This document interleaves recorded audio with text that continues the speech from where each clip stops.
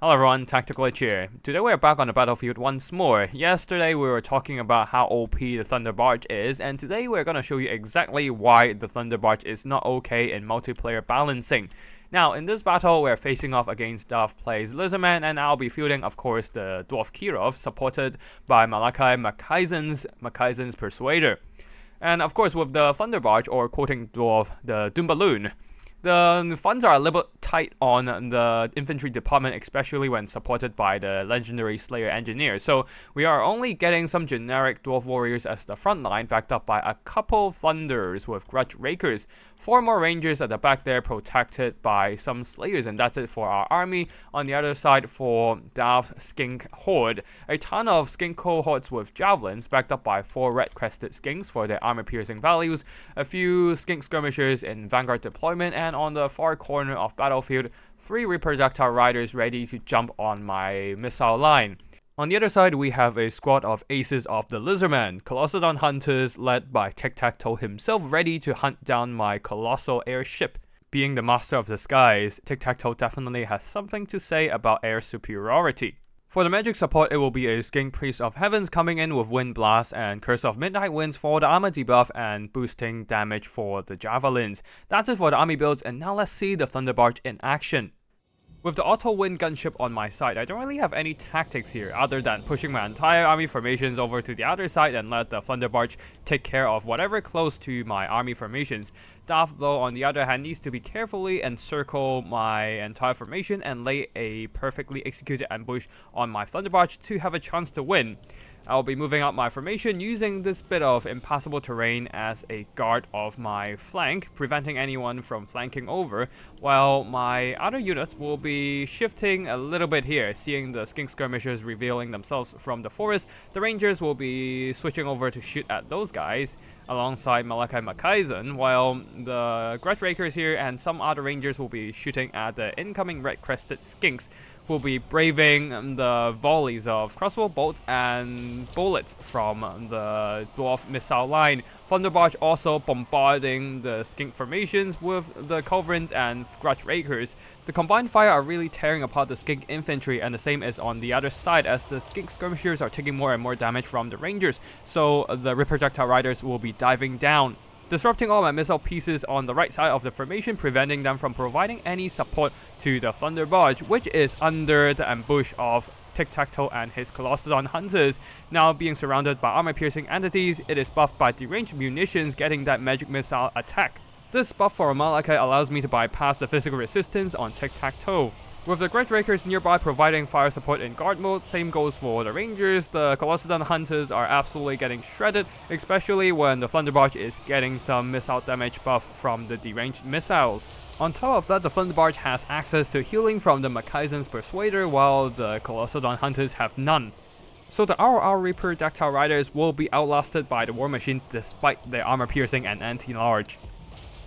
The frontline wise, the Dawi infantry are holding, while the skinks are struggling to do damage. I believe a lot of these skink cohorts are chugging their javelins into the Thunder Barge, but just not doing enough damage in general. While the skink cohort over here can't use up all their javelins before getting routed by the Thunder Barge. And Tic-Tac-Toe, he is valiantly fighting, but he is getting shot in point blank by all those grudge raker shotgun fire and is taking more and more damage. Eventually, he will be brought down by the massive HP pool and armor piercing fire of the grudge rakers, while the reproductiles, despite their most valiant effort trying to silence my ranger backline here, the slayers being nearby means that they'll be dragged down in melee combat by the anti-large infantry. While the Dwarf Warriors, they are still mostly rather healthy, holding back the tide of skinks. Red Cresteds are returning to combat despite being routed, but I don't know if they have enough in the tank to pull this one back. There are still some reproductile riders floating around, but more and more incoming damage from the nearby slayers and rangers shooting at them, and they will be routed as well. Balance of power is slowly edging to the favor of the Dwarf army, as I managed to maneuver the Thunder Barge over to the other side of the formations here, dropping bombs on top of these poor skink cohorts. I turned on the Thunder Burner ability, trying to maneuver the Thunder Barge a little faster, but I forgot to turn it off. So the whole time, Thunder Barge is taking a ton of damage. It doesn't do a lot of damage per second, but it does build up over time. especially when the Thunderbarge has already taken damage from the Rip projectiles and tic-tac-toe fighting him. However, the Thunderbarge still has over 2000 HP, Colossodon Hunters are jumping and trying to use that Toad Rage weapon damage boost to bring down the Gunship, but unfortunately, the defensive firepower is just too much for the Lizardmen flyers.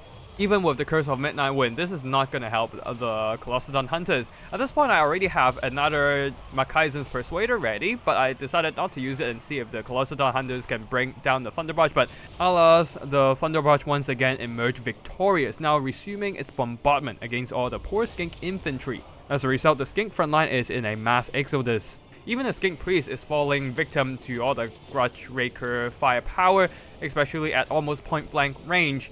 My Dawi infantry are still relatively healthy, though some of them did receive some friendly fire from the Thunderbarge, so not too lucky for these guys, but they will prevail eventually. At the back, some Rangers are getting rear-charged by some regrouped Reproductile Riders, but that doesn't really matter at this point.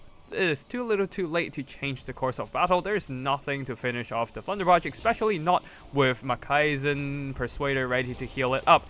Let's see how many kills and damage value it got here. 4,000 gold worth of damage value, and there's no healing on the field, so that means all of that value is not inflated. Over 460 kills, this is absolutely insane.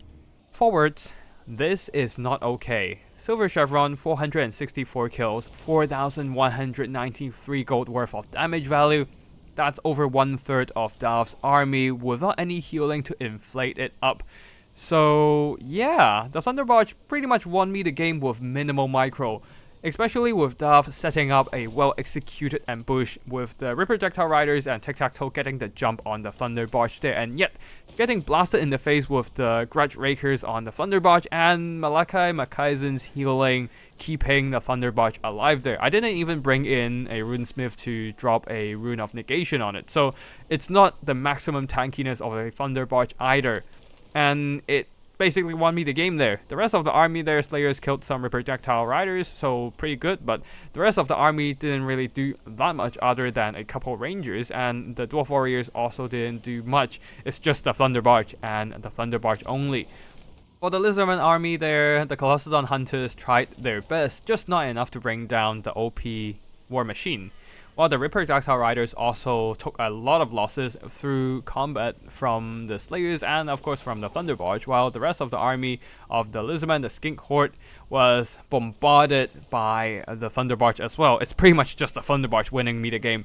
And yeah, I honestly don't see the Thunderbarge being permitted in multiplayer tournaments and whatnot because of how OP and broken it is, and its existence definitely is gonna make multiplayer more unfun, unfortunately. However, let's see what CA is gonna do about this piece of OP War Machine, and yeah, that's it for today's battle. Big thanks to Dawi for willing to play against my Thunderbarge, because I know I myself would not be enjoying this battle when I'm going up against this kind of broken unit.